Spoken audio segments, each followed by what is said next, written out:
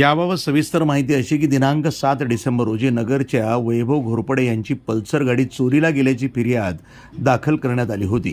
गुन्ह्याचा तपास करत असताना पोलीस निरीक्षक चंद्रशेखर यादव यांना गुप्त बातमीदारामार्फत माहिती मिळाली की सदरील दुचाकी चोर हे सराईत असून ते विविध भागातून दुचाकी चोरतात।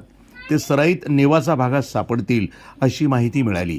त्यानंतर पोलीस निरीक्षक यादव यांनी लागलीच गुन्हे शोध पथक तयार करून नेवासा या ठिकाणी रवाना केले।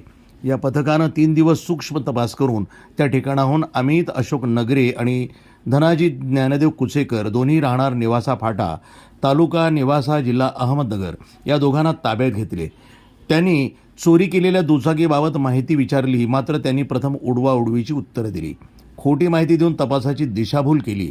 त्यांना अधिक विश्वासात घेऊन चौकशी केली असता त्यांनी नगर शहरातून 3, संभाजीनगर येथून 3 अशा एकूण 6 मोटारसायकली चोरीची कबुली दिली। त्यामध्ये Bajaj Pulsar NS 125, R15, Pulsar 220, HF deluxe 2, destiny 125 अशा 6 दुचाकींचा यामध्ये समावेश आहे। अशा 5,50,000च्या 6 दुचाकी कोतवाली पोलिसांनी जप्त केल्या आहेत।